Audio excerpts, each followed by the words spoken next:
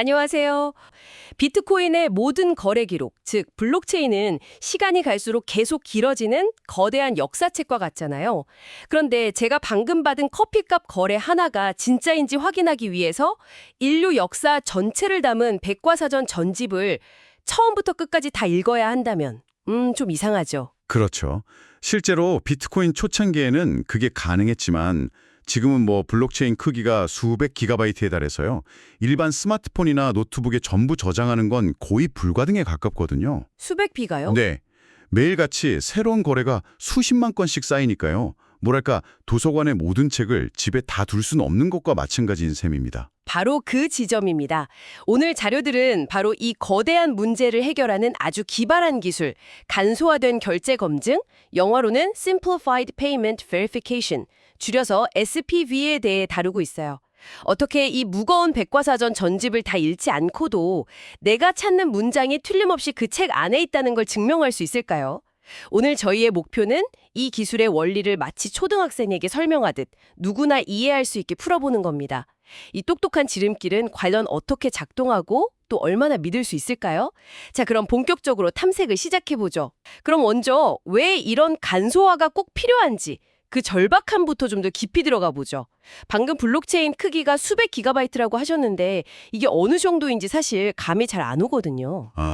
제가 비트코인에 처음 뛰어들었을 때가 생각나네요. 그때만 해도 제가 호기롭게 풀로드라는 걸 직접 운영해 보겠다고. 그러니까 그 백과사전 전집을 제 개인 컴퓨터에 통째로 다운로드하기 시작했죠. 아, 직접요? 네, 며칠 밤낮으로 컴퓨터를 켜놨어야 했어요. 그 펜 돌아가는 소리가 윙윙거리는데 정말이지. 그때에 비하면 지금은 비교도 안 될 정도로 데이터가 커졌습니다. 지금 처음부터 동기화하려면 어지간한 인터넷 환경에서는 몇 주는 좋게 걸릴 겁니다. 와, 몇 주씩이나요? 스마트폰으로 몇 주 만에 결제하는 시대에 그건 말이 안 되네요. 그렇죠. 일상적인 사용자가 도저히 감당할 수 없는 수준이군요. 바로 그겁니다. 모든 사람이 모든 기록을 검진한다는 비트코인의 초기 이상은 정말 강력했지만 현실적인 장벽에 부딪힌 거죠. 매일 커피를 사거나 친구에게 돈을 보내는 평범한 사람들이 그런 수고를 할 수는 없으니까요. 그렇죠. 그래서 모든 기록 대신 핵심 요약본만 보고도 거래를 믿을 수 있게 해주는 기술이 반드시 필요해진 겁니다. 그게 바로 SBB의 탄생 배경이죠. 전체 노드를 운영하는 건 소수의 전문가나 기업에 맡기고 대다수는 가볍게 검증하자는 그런 아이디어예요. 그렇군요. 필요성은 충분히 알겠습니다. 그럼 이제 가장 궁금한 부분, 대체 어떻게 가능한지 들여다보죠. 자료에 나온 그림을 보니까 전체 거래 내역 대신 블록 헤더라는 것만 가지고 있으면 된다고 나와 있어요. 블록 헤더. 이게 뭘까요? 책으로 비유하자면 각 챕터의 표지 같은 건가요? 내용은 없지만 제목, 저자, 출판일 같은 정보만 모아놓은 것 말이에요. 오, 아주 훌륭한 비유입니다. 거의 정확해요. 아, 정말요? 네, 블록 헤더는 딱 그 챕터의 메타데이터, 즉 요락정보 묶음이라고 보시면 됩니다. 자료의 다이어그램을 보면 그 안에는 몇 가지 중요한 정보가 들어있죠. 첫째는 이전 블록 해시, 즉 바로 앞 챕터와의 연결고리 정보입니다. 이걸 통해 책의 페이지가 순서대로 착착 연결되어 있다는 걸 보장하죠. 아, 그래서 블록체인이군요. 헤더들이 사실처럼 연결되니까요. 맞습니다. 그리고 논스처럼 블록을 생성하기 위한 암호학적 퍼즐의 정답값도 들어있고요. 하지만 오늘 이야기의 진짜 주인공은 바로 머클루트입니다. 머클루트요? 네, 이게 바로 그 챕터에 포함된 수천 개의 모든 거래 데이터를 단 하나의 고유한 값, 일종의 디지털 지문으로 압축한 결과물이에요. 디지털 지문이요? 흥미로운데요? 다이어그램을 보니 머클루트 아래로 나뭇가지처럼 생긴 것들이 뻗어나가고 맨 아래 잎사귀처럼 개별 거래 TX들이 있네요. TX0, TX1, TX2, TX3. 이게 그 압축 과정을 보여주는 그림인 거죠? 그렇습니다. 머클트리라고 불리는 이 구조가 SBV의 핵심 원리거든요. 제가 설명해 드릴게요. 맨 아래 있는 개별 거래들을 각각 암호화해서 짧은 해시값, 그러니까 디지털 지문으로 만듭니다. 그 다음 옆에 있는 것과 둘씩 짝을 지어서 합친 뒤에 다시 해시예요. 아, 짝을 지어서? 그럼 두 거래의 지문이 합쳐진 새로운 상위 레벨의 지문이 탄생하겠죠? 이 과정을 계속 반복하는 겁니다. 짝 찍고 해시하고 또 그 결과물들을 짝 찍고 해시하고. 아, 그럼 맨 꼭대기에는 결국 모든 거래 정보가 조금씩 다 반영된 최종 보스격인 지문 하나만 남게 되겠네요. 그게 바로 머클루트군요. 정확합니다. 그래서 머클루트 값 하나만 봐도 그 아래에 있는 수천 개의 거래 중 단 하나의 점 하나라도 바뀌면 완전히 다른 값이 되어버립니다. 위조가 불가능한 완벽한 요약본인 셈이죠. 자, 이제 마법이 일어날 시간입니다. 여러분이 확인하고 싶은 거래가 TX3이라고 해보죠. 이 거래가 이 블록 안에 정말로 포함되어 있는지 증명하기 위해 이제 우리는 수천 개의 다른 거래 내역이 전혀 필요 없습니다. 그럼 뭐만 있으면 되나요? 모든 거래 내역이 없으면 비교 대상이 없어서 증명이 안 될 것 같은데요? 필요한 건 딱 두 가지입니다. 첫째는 방금 말한 블록 헤더 전부고요. 둘째는 머클 브랜치라고 불리는 최소한의 경로 정보입니다. 머클 브랜치요? 네, 자료에 나온 그림을 보면 TX3에서 머클루트까지 올라가는 길이 표시되어 있잖아요. 그 길 위에서 TX3와 짝을 이뤘던 해시2와 그 위 레벨에서 짝을 이뤘던 해시01만 있으면 됩니다. 잠깐만요. 제 거래랑 그 파트너들의 지문만 있으면 된다고요? 왜죠? 이렇게 생각해 보세요. 여러분은 TX3의 지문을 이미 가지고 있습니다. 그리고 제가 여러분에게 파트너했던 해시2를 줍니다. 그럼 두 개를 합쳐서 해시하면 해시2, 3를 직접 계산해낼 수 있죠. 아, 내면. 그다음 제가 그 위 레벨의 파트너였던 해시01을 줍니다.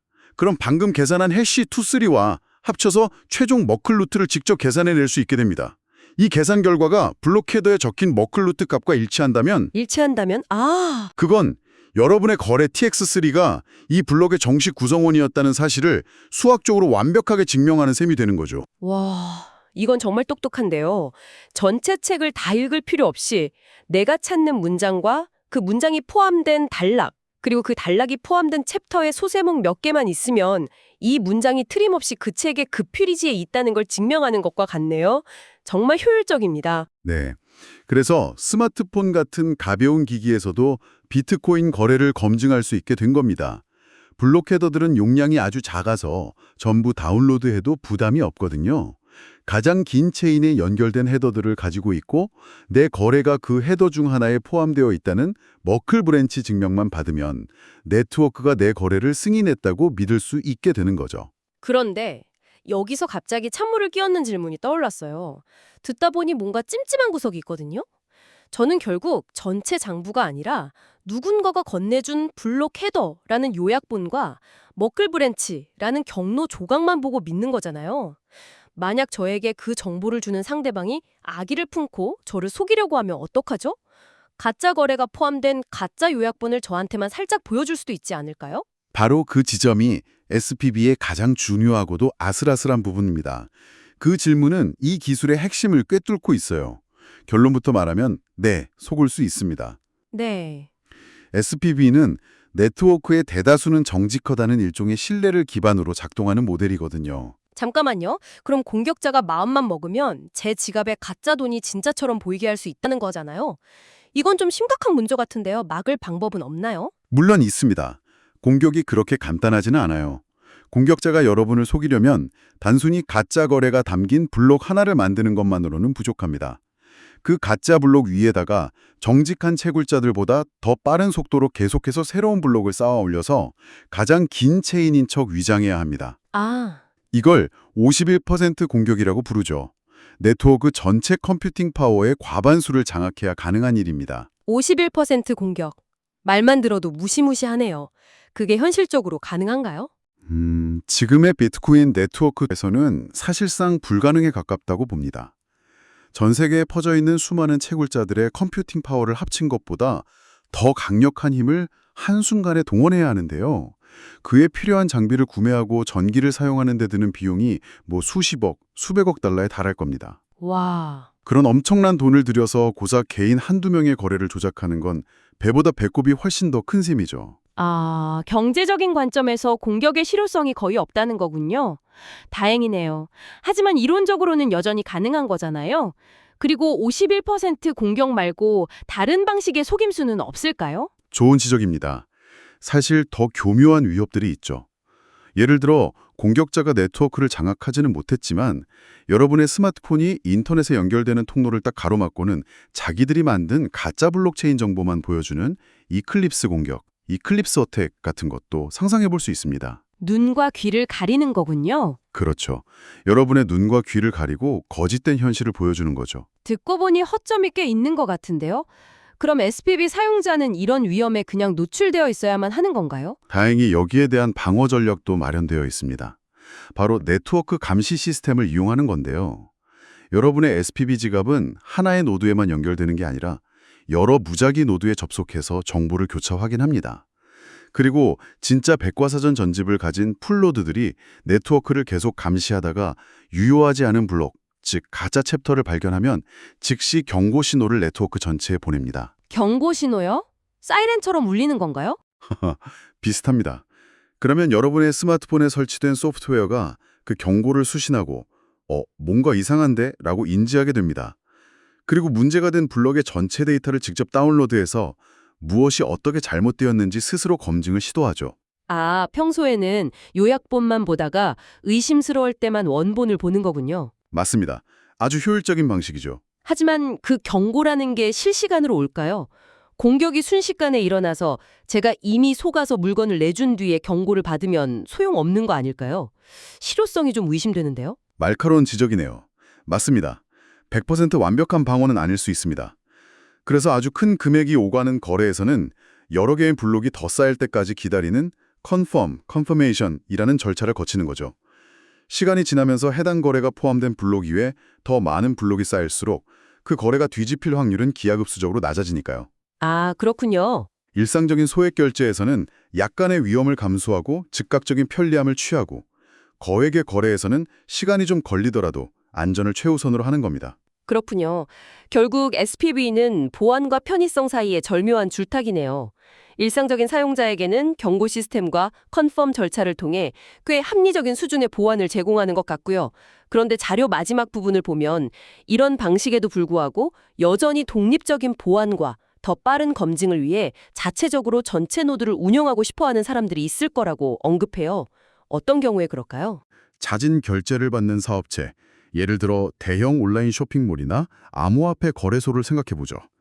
이런 곳에서는 수많은 거래가 실시간으로 들어오는데 그때마다 다른 노드의 경고 시스템에 의존하거나 컨펌을 기다리는 건 너무 느리고 불확실성이 큽니다. 아, 사업적인 측면에서는 단 1%의 위험도, 단 몇 분의 지연도 용납하기 어렵다는 거군요. 그렇죠. 스스로가 장부 전체를 가지고 실시간으로 모든 거래를 대조해보는 것이 가장 확실하고 빠르니까요. 남을 믿을 필요가 없는 무신뢰, 트러스트리스 상태를 유지하는 겁니다. 이게 비트코인의 핵심 철학이기도 하고요. 아하. 또 다른 부류는 개발자나 연구자들입니다. 블록체인 데이터를 분석해서 새로운 서비스를 만들거나 연구를 하려면 원본 데이터 전체가 필요하겠죠. 마지막으로 기술적인 부분을 떠나 이념적으로 비트코인의 탈중앙화 정신을 지지하고 네트워크의 건강성에 기여하고 싶어하는 사람들도 풀노드를 운영합니다. 재미있네요. 결국 사용자의 목적과 상황에 따라 다른 선택을 하게 되는 거군요. 그런데 여기서 또 다른 질문이 생겼어요. 대부분의 일반 사용자는 저처럼 스마트폰으로 SPV 지갑을 쓸 텐데 그럼 저희는 소수의 풀노드를 운영하는 기업이나 개인들에게 정보를 의존하게 되는 거잖아요. 이건 또 다른 형태의 중앙화 아닌가요? 비트코인의 원래 이상과는 좀 멀어지는 것 같은데요. 바로 그겁니다. SPV 모델이 가져온 가장 흥미로운 결과 중 하나죠. 기술적으로는 탈중앙화되어 있지만 현실 생태계는 소수의 대형 노드 운영자들에게 의존하는 경향이 생겼습니다. 심지어 프라이버시 문제도 생겨요. 여러분이 SPV의 직업을 통해 제 거래 TX3 정보 좀 주세요 라고 요청하는 순간 그 요청을 받은 노드는 이 IP 주소로 쓰는 사람이 TX3 거래의 주인이구나 라고 알게 되거든요. 아, 편리함을 얻는 대신 어느 정도의 신뢰와 프라이버시를 양보하게 된 셈이죠. 비트코인의 초기 이상과 현실적인 사용성 사이의 타협이 만들어낸 결과물입니다. 자, 오늘 정말 깊이 파고들었네요. 한번 정리해 볼까요? 비트코인의 간소화된 결제 검증 SPV 모델은 모두가 백과사전 전집을 가질 필요 없이 각 챕터의 요약본인 블록 헤더와 내 거래의 경로 정보인 머클 브랜치만으로 거래의 유효성을 빠르고 가볍게 확인할 수 있는 혁신적인 기술이었습니다. 하지만 이 편리함의 이면에는 네트워크의 다수가 정직할 것이라는 암묵적인 신뢰가 깔려 있었죠. 물론 51% 공격의 비현실성이나 의심스러운 상황을 알려주는 경고 시스템 같은 안전장치가 마련되어 있고요. 그럼에도 불구하고 절대적인 보안과 독립성, 그리고 비트코인의 순수한 철학을 추구하는 사업체나 개인에게는 여전히 모든 것을 직접 검증하는 풀로드 방식이 가장 확실한 선택지로 남아 있습니다. 오늘 우리는 디지털 세계에서 편의성과 보안, 그리고 이상과 현실 사이의 균형을 어떻게 맞추어 나가는지에 대한 아주 흥미로운 사례를 엿본 것 같습니다. 그런데 이런 고민은 비단 비트코인에만 해당되는 이야기는 아닌 것 같아요. 혹시 여러분은 일상 속에서 자신도 모르게 이런 간소화된 검증에 의존하고 있지는 않나요? 뉴스를 볼 때 헤드라인만 본다거나 제품을 살 때 별점만 믿는 것처럼요. 그리고 그 시스템을 얼마만큼 신뢰하고 계신가요? 그 편리함의 대가로 무엇을 내어주고 있는지도 한번 생각해 보시면 어떨까요?